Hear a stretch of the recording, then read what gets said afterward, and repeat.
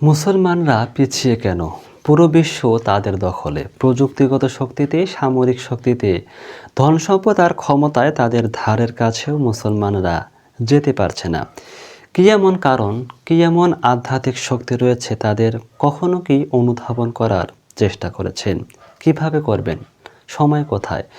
বিভিন্ন TikTok, funny video, viral video, বিভিন্ন খেলাধুলা আর মেসেঞ্জারে বিভিন্ন বন্ধুবান্ধবের সাথে চ্যাটিং করতে করতে আপনার সময় শেষ হয়ে যায়। কখনো কি ভাববেন না এই দেশ নিয়ে, এই পৃথিবীটাকে নিয়ে? তারা গবেষণা করে ফেসবুক, ইউটিউব, গুগল, টিকটক এরকম বিভিন্ন অ্যাপস তৈরি করে তারা বিলিয়ন বিলিয়ন ডলার ইনকাম করছে। আর আমরা বসে বসে টিকটক করছি। তারা এগুলো বানিয়েছে ইনকাম করার জন্য, আর আমরা সময় কাটানোর জন্য, একটু বিনোদনের জন্য সেগুলোতে অল টাইম পরে আমরা মহামূল্যবান সময়গুলো নষ্ট করছি।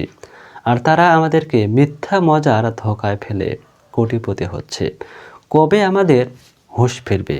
আমরা কি গবেষণা করে এমন কিছুকে তৈরি করতে পারি না যা তাদের দেশে তারা ব্যবহার করে আমরা আমাদের দেশে বসে বসে ইনকাম করতে পারবো? যেমন কাপড় শ্রমিকেরা কাপড় বিদেশে রপ্তানি করে বৈদেশিক মুদ্রা অর্জন করছে, কেন আমাদের দেশের সোনার ছেলেরা বাইরের দেশে গিয়ে কাজ করে জীবিকা নির্বাহ করবে? আমরা কেন উন্নত হতে পারছি না? কি কারণ হতে পারে? কখনো কি ভেবে দেখেছেন? মুসলমানরা পিছিয়ে পড়ার প্রথম কারণ হচ্ছে তারা এই পৃথিবীটাকে বসবাসের একমাত্র জায়গা বলে মনে করেন না। তাদের মূল লক্ষ্য থাকে মহান আল্লাহ পাকের সন্তুষ্টি ও জান্নাত। তারা পৃথিবীটাকে পরীক্ষার জায়গা বলে মনে করেন। তাই এই পৃথিবীতে কর্তৃত্ব প্রতিষ্ঠার জন্য তারা উঠে পড়ে লাগে না। এই বিষয়টা মুসলমানদের প্রথম ভুল।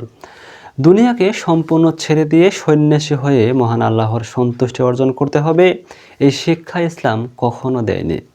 যেমন বর্ণিত হয়েছে, এক সাহাবী সারা জীবন রোজা রাখতে চেয়েছিল এবং আরেক সাহাবী বিবাহ না করে সারা জীবন বন্দেগী করতে চেয়েছিলেন এবং আরেক সাহাবী সারা রাত নামাজ বন্দেগী করতে চেয়েছিলেন। নবীজি কঠোরভাবে নিষেধ করে দিয়েছিলেন। তিনি বলেছেন, আমি বিবাহ করেছি, আমার সংসার আছে, আমি রাতে ঘুমাই, আবার কিছু অংশ ইবাদত করি, আমি রোজা রাখি আবার ছাড়িও, তোমরাও করো, এটাই ইসলাম। দ্বিতীয় কারণ হচ্ছে আমরা ছোটোখাটো বিষয় নিয়ে পড়ে থাকা, যেমন নফল, মুস্তাহাব, মাকরুহ, সুন্নতে গায়রে মুআক্কাদায়, এরকম হাত কোথায় বাঁধবো, মিলাদ পড়বো কি পড়বো না, দোয়ার ফজিলত, নবীজি কিসের তৈরি, শবে বরাত, শবে মেরাজের আমল, লেবাস, এরকম বহু বিষয় যা নিয়ে কথা বলা ইসলামে গুরুত্বপূর্ণ নয়। আমরা সেই বিষয় নিয়ে পড়ে থাকা, ইসলামের মূল বিষয় থেকে গাফেল থাকা, এ ছোটোখাটো বিষয় নিয়ে বিভিন্ন মতবিরোধ করার কারণে বিধর্মীরা ইসলামকে কঠিন বলে মনে করেন। তারা ধর্ম গ্রহণ করতে ভয় পায়। আরেকটা কারণ হচ্ছে ইসলামকে সীমাবদ্ধ রাখা, যেমন নামাজ, রোজা, হজ, যাকাত, শুধু এই বিষয়গুলিকে শুধু আমল বা ইসলামের কাজ বলে মনে করা, আর সেগুলো নিয়ে শুধু আলেমদের কথা বলা।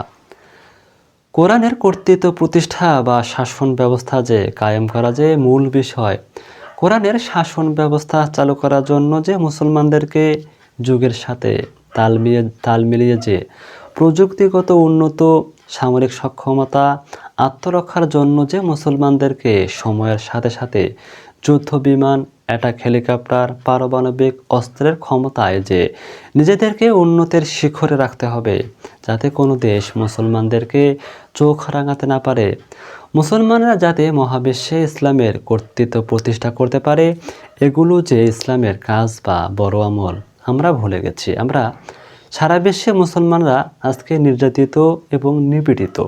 এই বিষয়গুলি নিয়ে আলোচনা খুব কম হয়। আলোচনা হয় সুবহানাল্লাহ পড়লে কী ফজিলত, আলহামদুলিল্লাহ পড়লে কী ফজিলত, ইত্যাদি বিষয় নিয়ে। সুতরাং সারা পৃথিবীতে নির্যাতিত হচ্ছে মুসলমানরা, আর আমরা তাদের জন্য দোয়া করে হাত তুলে